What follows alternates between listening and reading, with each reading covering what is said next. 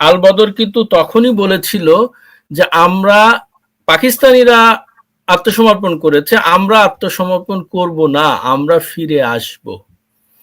এবং তারা কিন্তু সেইভাবে ফিরে এসেছে, তারা সেইভাবে আজকে দেশটা দখল করেছে। আপনি কেমন দেখছেন এবারের বিজয় দিবস? অশেষ ধন্যবাদ সুলতানা আপা। নুসরাত রাব্বি, আপনি আমার সাথে আছেন, আমি ধন্য মনে করছি নিজেকে। প্রথমেই 30 লক্ষ অ্যাকচুয়ালি 40 লক্ষ শহীদ, আমি কেন বলছি সেটাও আমি ব্যাখ্যা করব। 2 লক্ষ মা বোন এবং আমার বাবাও কিন্তু 71-এর শহীদ, তাকে স্মরণ করে আজকে এই বিজয় দিবসে সবাইকে শুভেচ্ছা জানিয়ে আপনার যে নিষ্প্রাণ বিজয় দিবসে রাজাকারের উল্লাস। বিজয় দিবস নিষ্প্রাণ তাদের জন্য যাদের পিতারা হাঁটু গেড়ে সেদিন ক্ষমা ভিক্ষা চেয়েছিল। এবং আপনি একটা কথা তুলেছেন, বাঙালিদের কাছে কিন্তু তারা সেই পরাজয়টা মানতে রাজি হয়নি বিধায় ওই ব্যবস্থাটি করা হয়েছিল। এবং তখন কমিউনিকেশনের প্রবলেম ছিল, আমাদের সর্বাধিনায়ক আসতে পারেননি, সেটাও কিন্তু ওরা কোনো অবস্থাতেই বাঙালিদের কাছে তাদের একটি প্রভিন্সের কাছে পরাজয় বরণ করতে চায়নি। এই পরাজয় বরণের গ্লানি কিন্তু তারা বয়ে বেড়াচ্ছে। উনি বলেছিল যে আমরা পাকিস্তানিরা আত্মসমর্পণ করেছে, আমরা আত্মসমর্পণ করব না, আমরা ফিরে আসব। এবং তারা কিন্তু সেইভাবে ফিরে এসেছে, তারা সেইভাবে আজকে দেশটা দখল করেছে, সম্পূর্ণভাবে দখল করেছে। একটি দেশ, যে দেশটির স্বাধীনতা তারা একেবারে চায়নি, 40 লক্ষ হত্যা করেছে। এই 40 লক্ষের কথাটা অ্যাকচুয়ালি শাহরিয়ার কবিরের একটা ডকুমেন্টারিতে পাকিস্তানি জামাতের আমির, যিনি মওদুদির ছেলে, তিনি বলেছেন যে আমাদের হিসাবে 40 লক্ষ। এই 40 লক্ষ হত্যা করেছে মা বোনদের। যে শুধু তো তারা মা বোনদের সম্ভ্রমহানি করেনি, কিছুদিন আগে শেখ হাসিনা একটা দিয়েছেন, পোস্টে বলেছেন, এটা আমার জানা ছিল না, যে ওই রাতে 25 তারিখ রাতে শুধুমাত্র রোকেয়া হল থেকে 200 মেয়েকে ধরে নিয়ে গিয়েছিল।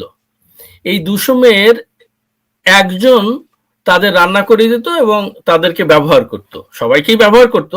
কিন্তু ওই মেয়েটি কোনোভাবে এই মুক্তিযোদ্ধাদের কাছে সংবাদ পৌঁছে দিতেন এবং ওরা এটা জানতে পেরে তাকে ধরে নিয়ে তার 2 পা 2টি ট্রাকের সাথে বাঁধে এবং সেই ট্রাক চালিয়ে দেয়, তার শরীর একেবারে ফেড়ে যায়। এইভাবে হত্যা করেছে। এবং এরা তো নৃশংস, বর্বর। শামসুর রহমান বলেছেন না যে একখানা রুটিও তোরা পাবি না, মানে অভিশাপ দিচ্ছি তার কবিতায় যেভাবে বলেছেন। আমি একটা কবিতা দিয়েই আসলে এটা করি। শকুনেরা ভালো আছে, এরা শকুন, এরা সবসময় ভালো থাকতে চায়, এরা তখনও ভালো ছিল। এই কবিতাটি আমি 30 বছর আগে লিখেছি, বেশ কিছু ভাষায় অনুবাদও হয়েছে। এই কবিতা নিয়ে একটি প্রবন্ধ লিখেছেন পোলিশ ভাষায় একজন কবি,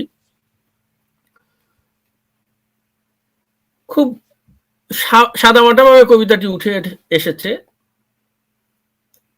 ছোটবেলা 2-1টি শকুন দেখেছি, 2-4টি শকুন কখনো বসতো গাছের মস্ত উঁচু ডালে। সচরাচর যেত না দেখা, ওরা খুব ওচা পাখি কিনা, তাই ওদের বিশাল খড়খড়ে বাদামি পালক আর লোমহীন লম্বা গলা খুব একটা দেখতে পারিনি। তবুও দেখেছি মাঝে মাঝে রাস্তার ওধারে ফেলে রাখা মৃত গরু ছাগলের হাড় মাস সাবার করতে। কিছু ঝগড়াটে কাক, শৃগাল এবং ভদ্রচিত মাংসাশী কুকুর, ওদের দেখেছি মহা আনন্দে খেতে মৃত গাভীর ওলান। মুরব্বীরা বলতেন শকুন যখন তখন পাতালে নামে না, পাহাড়ে থাকে ওরা। কিন্তু মাঝে মধ্যে হয়তো আসতো নেমে, তবুও তো আসতো নেমে আমাদের গ্রামে মধ্যে মাঠে কিংবা উঁচু তাল গাছের ডগায়। আমরা গায়ের সমবয়সী বালক বালিকারা ভয় ও কিছুটা কৌতূহলে দূর থেকে দেখতাম বিশাল শকুন। এখন শকুন দেখি অনেক শকুন আমাদের আশেপাশে শুনশান বসবাস, খায় দায় ঘুরে ফেরে আমাদেরই সাথে, হাজার হাজার লক্ষ লক্ষ লক্ষ বিদগ্ধ শকুন, তর তাজা মোটা মোটা উজ্জ্বল শকুন, শান্ত চেহারার সবুজ হলুদ লাল গোলাপি শকুন, সুযোগ পেলেই তুলে নেয় অর্জিত সভ্যতা ওদের ধারালো ঠোঁটে। চোখ ঘোরালেই এখন শকুন দেখি, চোখ ঘোরালেই এখন শকুন দেখি। এই শকুনের বিস্তার এত বেশি হয়েছে যে স্বাধীনতা পরবর্তী সময়ে প্রথমত বঙ্গবন্ধুর মতো একজন নেতা, যিনি বিশ্ব নেতা এবং মানবতাবাদী নেতা, যিনি বলেছিলেন যে যাদের সরাসরি হত্যার রেকর্ড নেই তাদের তিনি ক্ষমা করেছিলেন।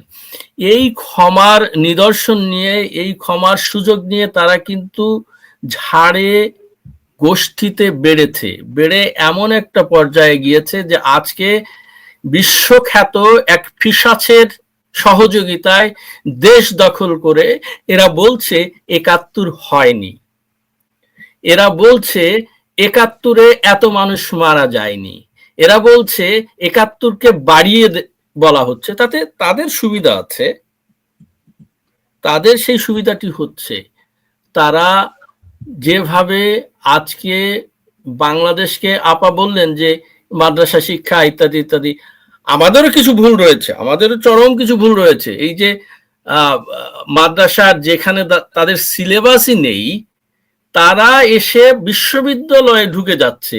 আজকে ঢাকা বিশ্ববিদ্যালয়ে তাদের সংখ্যাই বেশি। এবং হ্যাঁ, আমার ছেলে সম্প্রতি লয়ার হয়েছে, তাকে এই কথা বলাতে ও বললো যে কেউ একজনকে তো সুযোগ দিতে হবে তাদের আধুনিক শিক্ষায় শিক্ষিত করার। শেখ হাসিনা সেটাই করেছিলেন, কিন্তু তারা তো সেই আধুনিক শিক্ষায় শিক্ষিত হওয়ার জন্য বিশ্ববিদ্যালয়ে ঢোকেনি, তারা বিশ্ববিদ্যালয়ে ঢুকেছে জঙ্গিবাদ প্রতিষ্ঠা করার জন্য, তাদের রাজাকার মতবাদ প্রতিষ্ঠা করার জন্য। তারা বিশ্ববিদ্যালয়ে ঢুকেছে দ্বিমত পোষণ যারা করে তাদের হত্যা করার জন্য।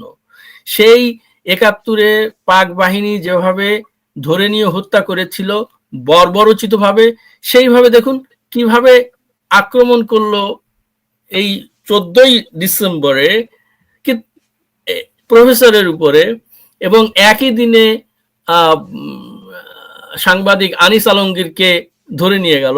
এর কিন্তু কোনো প্রতিবাদ হয়নি, কারণ তারা সেটাই চাচ্ছে। জি জি। আমার মনে হয় যে এর থেকে তারা পরিত্রাণ পাবে না। তাদের একটি হত্যাকারীকে কিন্তু সবসময় হন্ট করে, তাড়িয়ে বেড়ায়, তার কুকর্মই তাড়িয়ে বেড়ায়। তারা কিন্তু সেই হত্যাকে নানাভাবে প্রতিষ্ঠা দেওয়ার জন্য, নিজেরা বাঁচার জন্য এই কাজগুলি করছে। আমার ধারণা সত্য যুগে যুগে স্পষ্ট হয়, সত্য সবসময়ই থাকে, ফলত তাদের এই মিথ্যাবাদিতা কোনো অবস্থাতেই দাঁড়াবে না। কিছুদিনের জন্য হয়তো তারা এই আস্ফলন করে যাবে। জি, নিঃসন্দেহে ইতিহাস তো তাই বলে, কারণ এর আগেও তারা এমনটি করার চেষ্টা করেছে, কিন্তু বাংলাদেশের মানুষ কিন্তু সেগুলো সহ্য করেনি। ডক্টর নুসরাত রাব্বি, আপনি দেখেন যে মানুষ তো সুযোগ পায়, তারা বাংলাদেশে রাজনীতি করতে চায়। এই যারা বিশেষ করে ধরেন শিবিরের যেই প্রজন্ম, তারা তো এই দেশে জন্মেছে, তারা তো এই দেশের আলো বাতাসে বড় হয়েছে, এই স্বাধীন বাংলাদেশে তারা বড় হয়েছে। তাদের কি মানে পিছু টেনে ধরছে? তাদের কোন জায়গাটি তাদেরকে পাকিস্তান প্রীতি বাড়াচ্ছে? Great question. যে আমার মনে হয় যে প্রথমেই আমি একটা মানে কথা বলি ৭১ সম্বন্ধে। বুদ্ধিজীবীদের নিয়ে যাচ্ছিল ডিসেম্বর মাসে, এবং ওই আমার আব্বাকে তো একদম লাস্টে নিয়েছিল, কারণ ওরা জানতো যে তখন আব্বা এবং যাদেরকে নিয়েছিল তাদেরকে নেওয়া এবং মারার পরে মুক্তি বাহিনী তাদের ছেড়ে দিবে না। তো এটা ওয়াজ আ লাস্ট, মানে কি বলবো, এটাকে একটা চাল যাওয়ার আগে আমাদের স্ট্যাব করে যাওয়ার মতো, যাতে উঠতে না পারে। এখানে যারা পার্টিসিপেট করেছিল, এটা ডেফিনেটলি পাকিস্তান আর্মির একটা স্পেশাল জার্ন, আমার বইয়ে আছে লেখা, স্পেশাল জেনারেল তার চার্জে ছিল ইন্টেলেকচুয়াল কিলিংটা। কিন্তু এরা অনেক বাংলাদেশি বাঙালিকে ইউজ করেছিল টু ডু দ্য জব, কারণ তখন কিন্তু অলরেডি ওরা চলে যাচ্ছিল। ওরা তো জানে যে ইন্ডিয়ার সাথে ওই এয়ারফোর্সের যে ডগ ফাইট হচ্ছিল, that was towards the end, ওরা হেরে যাচ্ছে এবং কতগুলা সিটি ফলো করলো ঢাকার আগে। মানে যখন মুক্তিযোদ্ধারা অন্যান্য শহর থেকে ঢাকার দিকে মার্চ করে চলে আসছিল সুলতানা, তখন তার আব্বাকে ধরে নিয়ে যায়। সো মানে ওদের একদম একটা লাস্ট তখন অনেকে প্লেনের পর প্লেনে ওয়েস্ট পাকিস্তানে চলে যাচ্ছিল। তো ওরা রিলাই করেছিল, মানে আমাদের বাড়িতে we saw Pakistan army, no doubt about it. অনেকের বাসায় 2-1 লোক পাঠিয়েছে, আমাদের বাসায় একদম পুরা সারাউন্ড করে যাতে কোনোভাবেই আব্বা বের না হতে পারে, এটা আমি ডিসক্রাইব করেছি। কিন্তু ওখানে বাংলাদেশিরাও ছিল। আমাদের এই ক্যারেক্টার আমরা কেন করেছি এটা কিন্তু ঠিক মতো আমাদের দেখতে হবে। এবং আপা বাংলাদেশি যারা ছিল তাদের কি আপনি আপনি অনেক ছোট ছিলেন আমি জানি, তবু আপনি আইডেন্টিফাই করতে পেরেছিলেন? আজকে বলা হচ্ছে এই বুদ্ধিজীবীদেরকে, এই পুরনো মানে ন্যারেটিভ, মানে ইতিহাস বদলানোর প্রচেষ্টা, বলা হচ্ছে এই বুদ্ধিজীবীদের হত্যা করেছে ভারত, জামাত এই বুদ্ধিজীবী দিবসও এই দাবি করেছে।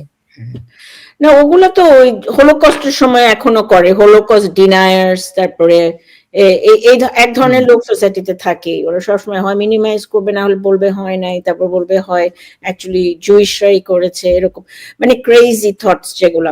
হ্যাঁ, যারা আমি আইডেন্টিফাই করতে পারিনি, কিন্তু আমার আম্মা পরে অ্যাকচুয়ালি ওই ডিসেম্বরের শেষের দিকে এবং জানুয়ারি মাসেই পূর্ব দেশে কিন্তু প্রকাশিত হয় তাদের ছবি, এবং তারা কারা সবাই না, কিন্তু যারা মেইন বাঙালিদের মধ্যে যারা অর্কেস্ট্রেশন, আমার কাছে ওয়েস্ট পাকিস্তানের যে অফিসার ছিল তাদের রাও ফরমান আলী ছিল, তারপরে আরেকজন ছিল কর্নেল হেজাজি, আর চৌধুরী মঈনুদ্দিন আর আশরাফুজ্জামান খানের নাম তো বের হয়ে আসছে আমাদের আইসিটি ট্রায়ালে, এবং তখনই পূর্ব দেশ এখানে একজন কর্মরত ছিলেন জার্নালিস্ট এবং সব ইনফরমেশন নিচ্ছিলেন।